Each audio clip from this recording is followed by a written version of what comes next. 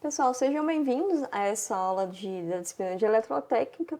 Nessa aula a gente vai tratar sobre o sistema elétrico de potência e a gente vai começar então falando das etapas do sistema, né, nas quais ele é dividido. Então a primeira etapa que a gente tem é a etapa de geração. A gente sabe que no nosso país, principalmente as usinas, né, são principalmente usinas hidrelétricas. A gente tem também as usinas termoelétricas e as usinas eólicas, que são em menor número, mas principalmente a nossa energia está baseada na geração de hidrelétricas, né, a partir de hidrelétricas. Então, coloquei aqui uma ilustração, né, de um gerador de Itaipu, para a gente ter dimensão, né, do tamanho dessas máquinas. E a gente sabe que esses centros, né, esses pontos de geração, eles estão distantes, como a gente já comentou, dos nossos centros de consumo, e aí a gente passa então para a etapa de transmissão. A gente tem que levar essa tensão que é gerada nas usinas, né, para os centros consumidores, as cidades, né, enfim. E aí a gente passa para a etapa de transmissão. Então a gente tem esse sistema de linhas de transmissão que são quilométricas e que, como a gente já viu, essa transmissão é feita em alta tensão, em níveis que vão ali de 230 até 500 kV, né? A geração ela é no nível ali de 6,9 a 25 kV. A gente tem a subestação central de transmissão que eleva essa tensão gerada né, na usina, pelo gerador, e a gente transmite essa energia em alta tensão, né, em níveis de alta tensão. Aí, então, quando a gente chega mais próximos aos centros de carga, a gente vai encontrar subestações abaixadoras.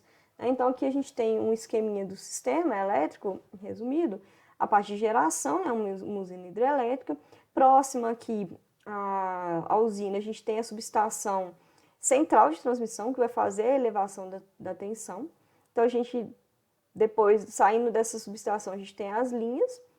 E aí, a partir do momento que a gente vai se aproximando dos consumidores, a gente vai encontrando as subestações abaixadoras. Aqui a gente tem uma subestação receptora de transmissão, né, que está somente transmissora, e aí a gente já abaixa um pouco essa tensão. E aí, dessa subestação transmissora até a subestação distribuidora, a gente tem essa linha que a gente chama de subtransmissão, que apresenta um nível mais baixo um pouco de tensão. A partir do momento que a gente, né, sai dessa parte, dessa subestação, a gente vai ter, então, a rede de distribuição, a rede primária e a rede secundária. E a gente vai falar um pouquinho melhor sobre essa rede. Né? A gente vai ter a rede primária em média tensão e a rede secundária no que a gente chama de níveis de baixa tensão. E aí, principalmente, os consumidores residenciais estão ligados principalmente na rede de baixa tensão, na rede secundária, e os consumidores industriais eles podem estar tanto ligados na rede secundária e primária de distribuição. Também existem consumidores que são ligados aqui nas linhas de subtransmissão e até mesmo consumidores ligados na etapa de transmissão, ok? A gente vai falar um pouco disso depois. Então, o que acontece? Antes, na nossa disciplina de circuitos, né, que a gente teve no primeiro ano, vocês conheceram principalmente circuitos em corrente contínua. E qual era a característica dessas fontes? Pilhas, baterias, fontes de laboratório, elas produziam uma tensão entre os seus terminais, né, que a gente conseguia medir como sendo constante no tempo. Então, se a gente medir aqui nos terminais, entre os terminais de uma pilha, a gente vai medir 1,5 volts em 10 minutos, horas aqui, se a gente... Claro, tem um tempo de a vida útil da pilha, né? Essa tensão vai abaixando, mas se a gente pegar um intervalo longo de tempo aí, a gente vai sempre ter aquela tensão fornecida pela fonte. Ok? Então, a gente tem a representação da fonte de corrente contínua aqui e o gráfico da tensão por tempo. Isso vocês já conhecem. No sistema elétrico de potência, a fonte ela tem um outro princípio de funcionamento. Vocês devem lembrar que a gente comentou aqui que essas fontes elas podem ter o princípio ali eletroquímico, né? Se for pilha, bateria, ou se for uma fonte de laboratório, ela vai pegar a tensão alternada e converter em tensão contínua. Então, são mecanismos de fornecer de criar esse potencial elétrico entre dois terminais, né? Potencial mais, potencial menos, e aí para ser aplicado num circuito e fazer aquele deslocamento dos elétrons livres, criando a corrente elétrica. Então, que internamente a pilha, por exemplo, era por meio de uma reação química, era criado um campo elétrico. Esse campo elétrico criava, então, uma diferença de potencial entre os terminais positivo e negativo da fonte, né? E esse campo elétrico, essa diferença de potencial aplicada ao circuito, né, ao circuito fechado, dava um caminho, submetia os elétrons livres do condutor para fazer a corrente deslocar num caminho fechado. É isso que a gente aprendeu no primeiro ano, ok? Aqui, qual que é o princípio de funcionamento das fontes de corrente alternada? É a indução eletromagnética, ou a lei de Faraday. Essa lei, ela é uma lei do eletromagnetismo e ela diz que, então, que não é para vocês se preocuparem, a gente vai com calma aprender isso, tá? Mas é só uma introdução mesmo. Então, o que esse fenômeno da indução eletromagnética descoberto pelo Faraday? Diz que se a gente tem um condutor aqui formando um circuito fechado, a gente tem aqui uma espira condutora, né? Um fio em formato de espira. Se a gente tem uma espira condutora e no interior dessa espira a gente provoca uma variação de um fluxo magnético, aqui eu representei essa variação sendo provocada pela aproximação e pelo afastamento de um ímã. Então, se eu movimento esse ímã em relação à espira, as linhas de campo, a intensidade do campo, né, o fluxo de linhas ali, ele vai alterar dependendo da posição que eu coloco esse ímã, né? Então, se eu faço isso, eu vou ter o surgimento, o aparecimento, a indução de uma diferença de potencial nos terminais dessa espira, desse condutor, que está em formato de espira nesse desenho, mas pode ser uma barra condutora. A gente tem vários esquemas aí que podem ser feitos. Então, esse é o princípio da indução eletromagnética. E aí é isso que é usado pelo gerador, o gerador síncrono, que está lá na usina hidrelétrica, ou o gerador que está na termoelétrica, né? Na hidrelétrica, a energia mecânica, a energia potencial gravitacional da água, né?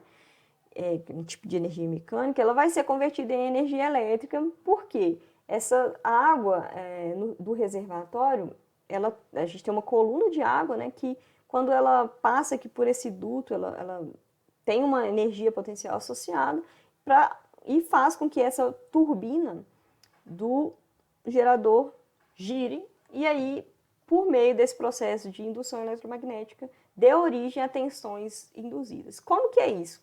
Esse princípio que eu vou mostrar, esse mecanismo que eu vou mostrar aqui, é o mesmo do gerador da hidrelétrica, tá? Então, esse esqueminha, ele ilustra esse princípio. Que a gente tem um ímã, esse ímã do tipo ferradura, ele está fixo, e quem está girando é a minha espira condutora. E eu estou ligando essa espira em uma resistência, formando um circuito fechado, e estou ligando um voltímetro em paralelo a essas resistências, né? Em paralelo com os terminais da espira. Ok? O que acontece aqui? Aqui eu tenho uma manivela que representa a turbina do gerador. E aí eu tenho uma fonte primária aqui de energia, que no caso aqui é a água, né? E aqui poderia ser alguém girando essa manivela, né? Então, se eu estou entrando com energia mecânica através desse movimento, eu estou fazendo a espira girar dentro desse campo magnético criado pelo ímã permanente, esse pedaço de ímã, certo? Então, à medida que eu giro aqui, as linhas que cortam essa espira, né, as linhas, o ângulo das linhas com a espira, ele vai mudando. E isso altera o fluxo dentro da espira. Se a gente tem uma variação de fluxo, a gente tem, então, tensão induzida. Ok? Essa é a lei de Faraday, a gente vai ver mais para frente, não se preocupe. Então, é esse fenômeno. Só que esse giro, esse movimento circular, ele dá origem a uma tensão que a gente chama de tensão alternada. Essa tensão, diferente da pilha, da bateria, ela vai mudando o seu valor a cada instante de tempo, respeitando, então, uma função senoidal, uma função do tipo senoidal. Né? Então, a gente não tem o mesmo valor de tensão em todos os instantes de tempo. Isso é alternado. Okay? E ora ela é positiva, ora num sentido, ora em outro. É como se a gente tivesse uma fonte de contínua que a gente fosse ajustando ali o valor dela, ela chega num pico, depois ela cai de novo, e aí em algum momento ela vira, a gente troca a polaridade dela, ela diminui negativamente, ou na verdade aumenta negativamente, depois volta para o zero. Tá? Então, é outro princípio de geração de potencial, de diferença de potencial, que é o princípio de indução eletromagnética. Tá? E é assim que é feita, né, que é gerada a nossa tensão do sistema elétrico. Ok? Então, eu coloquei aqui o gerador, para vocês terem uma ideia, tá? É uma máquina síncrona. E aí, nessa máquina síncrona, aquele ímã permanente, na verdade, não é aqui no gerador, é o ímã que gira e a espira ela fica fixa aqui no estator da máquina. E aí a água ela gira esse rotor da máquina, fazendo com que o ímã gire dentro das espiras. Né? Provoca ali no interior das espiras um fluxo variante no tempo. Né? Esse fluxo variante dá origem a essa saída aqui senoidal de tensão. Okay? A gente vai ver que para trabalhar com esse sinal senoidal, a princípio, a gente vai usar o valor RMS da tensão, a gente vai falar um pouco mais sobre isso. E mais para frente a gente vai estudar direitinho o sinal senoidal com mais detalhes, ok? Então coloquei, tem um errinho aqui, né? Observação que na máquina real é o ímã que gira e não a espira, né? Como era aqui no gerador elementar, o gerador aqui só para a gente entender o princípio, ok? Só que a gente sabe que o nosso sistema é trifásico. Eu falei já na aula anterior, expliquei o motivo desse sistema ser trifásico, né? Então, o que a gente tem? Em vez de uma espira só, a gente aproveita essa máquina e introduz mais duas espiras. Então, a gente dá origem a 3 tensões, é como se fossem 3 fontes de tensão ao mesmo tempo. A gente aproveita a máquina elétrica para poder gerar mais, então, potência, né? Então, se a gente está gerando energia elétrica, a gente tem uma potência elétrica ali associada, capacidade de entregar potência da máquina. Né? Então, a máquina trifásica ela gera 3 ondas senoidais que têm essa característica de estarem deslocadas de 120 graus elétricos, a gente também vai estudar isso mais para frente. Mas aqui, a princípio, na primeira etapa do nosso curso, a gente vai trabalhar só com os valores RMS dessas tensões. Tá bom? Então, o que a gente precisa saber? Então, a máquina gerou lá, né? A gente teve o gerador, deu origem a 3. A gente tem 3 bobinas, cada uma com 2 terminais aqui. Então, a gente tem 6 acessos, né, a essa máquina.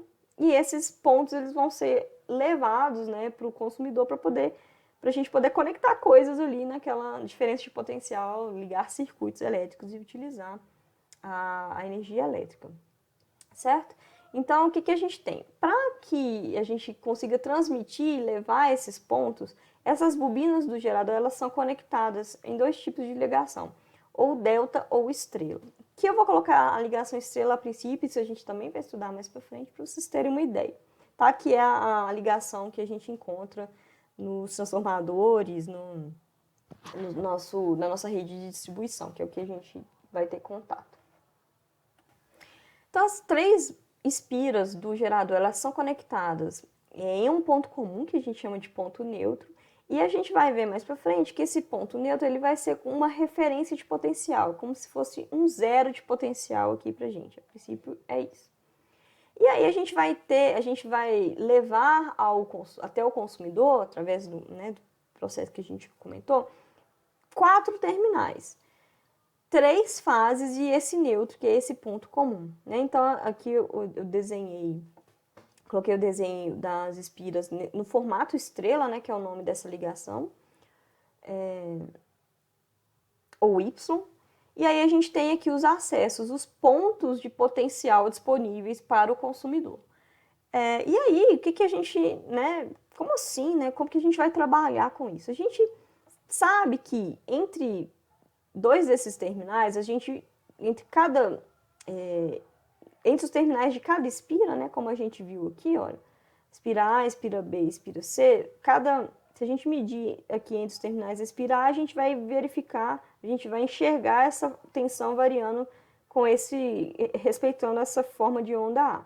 Se a gente medir na B, mesma coisa, com a diferença aqui, essa defasagem angular. E também para C. Quando a gente faz essa ligação, o que acontece? O que a gente vai medir? Qual é o valor?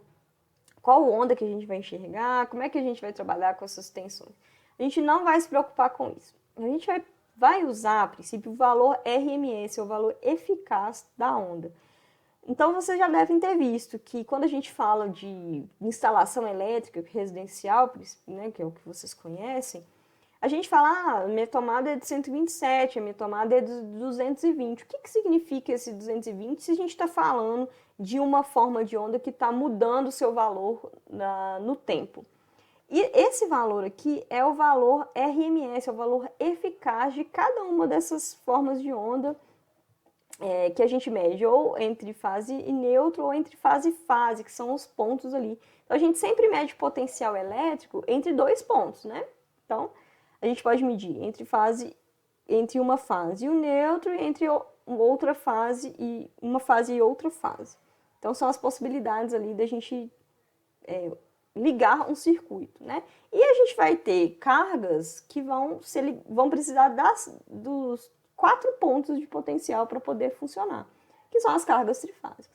Mas no nosso caso, a gente liga coisas ou entre fase e fase ou entre fase e neutro, né? Então, é como se a gente tivesse aqui uma fontezinha, uma fonte de corrente contínua mesmo. A gente enxerga um valor que para a gente indica, para a gente é fixo, né? Então, a gente não vai ficar preocupado com a forma de onda, com a frequência, que a gente sabe que é 60 Hz a princípio, né? Quando a gente está trabalhando com instalações elétricas, que é o nosso primeiro tema. Então, a gente vai ter que entender o que significa esse valor eficaz, ou valor RMS da onda, ok? Então, quando a gente tem um circuito onde as grandezas elas são senoidais, então a gente vai ter tensão, então eu coloquei aqui tensão em vermelho, corrente também vai ser do tipo senoidal, eu coloquei aqui num elemento resistivo. E aí, se a gente tem corrente e tensão senoidal, a gente também vai ter uma potência variando ali senoidalmente. E a forma de onda dessa potência é essa amarelinha aqui, olha, que é o resultado da multiplicação dessas duas ondas, potência e tensão vezes corrente. Se a gente olhar para a forma de onda da potência, a gente vai ver que ela também está variando no tempo, só que ela está toda aqui para cima, tá vendo? Ela está toda positiva, né? Ela não vem aqui, não tem semiciclo negativo, como a tensão e a corrente. Então, ela está variando, mas não tem parte negativa. E aí, como que um elemento de circuito, por exemplo, um chuveiro, um elemento que está consumindo energia, ele vai enxergar essa potência? Ele não vai enxergar essa variação de potência. O que ele vai enxergar, a gente vai trabalhar aqui primeiro com os elementos resistivos, né? É uma potência média, que a gente chama de potência ativa, a princípio. Então, ele vai enxergar ali, ele não vai enxergar essa variação. Então, se o nosso elemento não enxerga variação, a gente vai usar a representação que a gente chama de valor eficaz, que é uma substituição da representação da fonte. Então, a gente vai substituir a nossa fonte senoidal por uma fonte CC que fornece para essa carga imaginária a mesma potência média, né, que eu teria aqui no sistema em corrente alternada. Então, no sistema em corrente alternada, eu tenho uma potência média aqui, que eu vou calcular de acordo com essa forma de onda em amarelo. E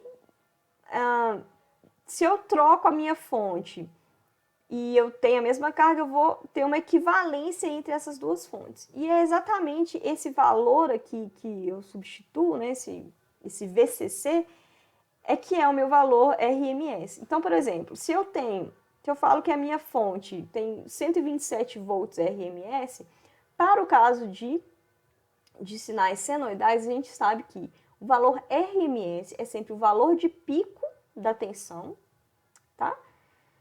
Sobre raiz de 2. Isso funciona para essa forma de onda, para esse formato. Depois a gente vai falar um pouco mais genericamente do cálculo do valor RMS.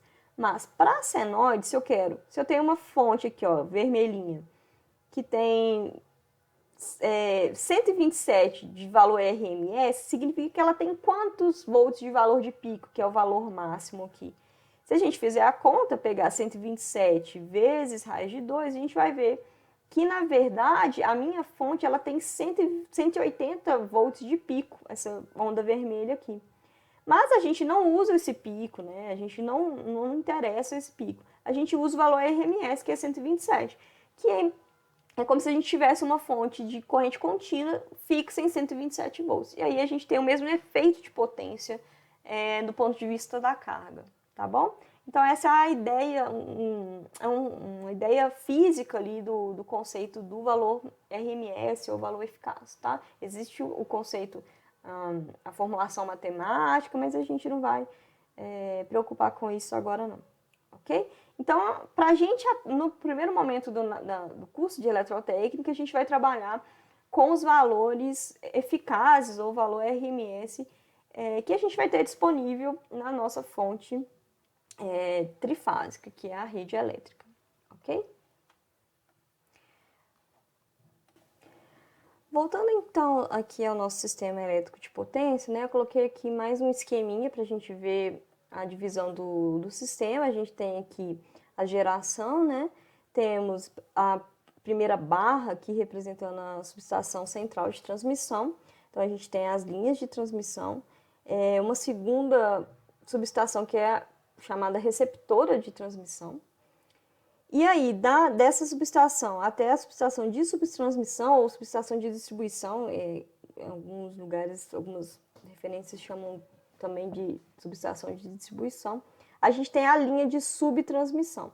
Então, na subtransmissão, dependendo da concessionária, a gente vai ter esses níveis, um desses níveis de tensão aqui, 69, 88, 138 kV.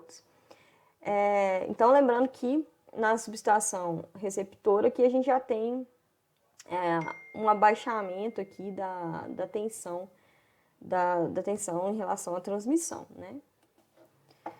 Então, a gente tem a linha de subtransmissão. Depois da subestação de subtransmissão, a gente vai ter a rede de distribuição. E aí a gente vai ter a rede primária e a rede secundária de distribuição. A rede primária, ela vai ali das proximidades dos grandes centros, né, da cidade, até mais próximo dos consumidores, né? E aí, a partir do momento em que a rede chega mais próximo dos consumidores, a gente tem a rede de distribuição secundária. E aí a gente vai identificar, né, vocês já devem ter visto, que no poste, por exemplo, perto da casa da gente, nós podemos visualizar a rede de média tensão, que é a rede primária. Essa rede, ela tem... Então, a rede primária, ela tem a característica de ser uma rede radial, né, que vai da subestação até o mais próximo aos centros de carga, e nesses centros a gente tem a rede secundária, que é mais capilarizada, né, que ela vai respeitar o arruamento das cidades, né, dos bairros, enfim. E aí a gente tem as tensões mais ao nível de baixa tensão. Então a gente tem média tensão e baixa tensão. E é a partir do transformador de distribuição é que ocorre esse abaixamento entre a tensão desse nível para o nível da média para a baixa tensão. E é aqui que a gente está interessado, aqui, né, tanto na rede primária quanto na rede secundária. Mas a princípio na secundária, porque a gente vai trabalhar com projetos de instalação residencial. E os consumidores residenciais estão aqui ligados em baixa tensão. Aqui a gente tem alguns exemplos de níveis de tensão de linha para alguns sistemas, né? Então pode ser 380, 220, 230. No nosso caso aqui da CEMIG, a gente tem 220 volts entre duas fases, né? Fases ou duas linhas. Mas isso pode mudar dependendo do sistema, ok?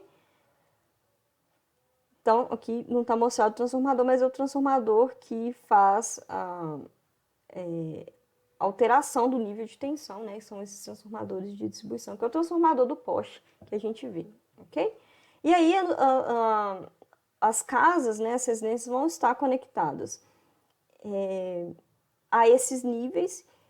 No caso da CEMIG, a gente vai ter, se a gente mede entre qualquer entre qualquer duas fases, né, ou duas linhas, a gente tem aqui as fases RST e o neutro, que é aquele ponto comum, que é aqui pra gente é um 0 volts. Então, se a gente mede entre RS, RT ou R ou ST, a gente sempre vai medir 220 volts RMS na rede secundária, né, que é a baixa tensão. E se a gente mede entre qualquer fase ou qualquer linha, né, essa linha aqui, a gente vai estudar também o sistema trifásico melhor. Se a gente mede entre qualquer linha e o neutro, qualquer fase e o neutro, entre fase e neutro, a gente tem 127 volts RMS, tá? Então, entre qualquer linha e o neutro, 127, entre quaisquer duas linhas, 220 volts RMS. Então, o fornecimento em tensão secundária, que é essa baixa tensão, ele só pode ser feito para unidades consumidoras que apresentem carga instalada igual ou inferior a 75 kW. Então, o que é a carga instalada? É o levantamento da potência, né, a ideia, né, do quanto de potência que os equipamentos daquela unidade vão consumir da rede elétrica. Então, se essa carga ela for inferior a 75 kW, a unidade vai ser ligada na rede secundária. Se for maior, ela vai ter que ser ligada na rede primária, e tem consumidores que podem ser ligados à rede de subtransmissão, né, enfim. E aí, para essas unidades consumidoras, que é, na verdade, o nosso foco, a gente vai ter os tipos de fornecimento. Então, se é abaixo de 75, a gente vai ter alguns casos, né? Se a carga é mais baixa, até 10 kW, a casa, né, a residência, o consumidor, vai receber dois fios, uma fase e um neutro. Se a gente tem de 10 até 15 kW, a residência vai estar incluída no tipo de fornecimento B. Então, vai receber duas fases e um neutro. E se for entre 15,1 e 75 kW, a unidade vai estar no tipo de fornecimento C e vai receber 3 fases e um neutro, né? Então, o número de fases que a gente recebe na casa, ela depende da carga que está instalada ali, da potência que eu pretendo consumir, ok? E isso vai ter que ser levado em conta na hora da gente fazer o nosso projeto elétrico. A gente vai ter que informar para a concessionária qual que é a nossa previsão de carga. A gente vai ter que fazer essa previsão de carga e falar, olha, CEMIG, eu preciso, estou com essa carga instalada, e aí a CEMIG vai autorizar o fornecimento em um desses níveis aqui, esses tipos aqui. Então é isso, a partir disso a gente vai conseguir dar prosseguimento, dar início, né, no nosso projeto de instalações residenciais, e a gente se vê, então, na próxima aula. Muito obrigada e até lá!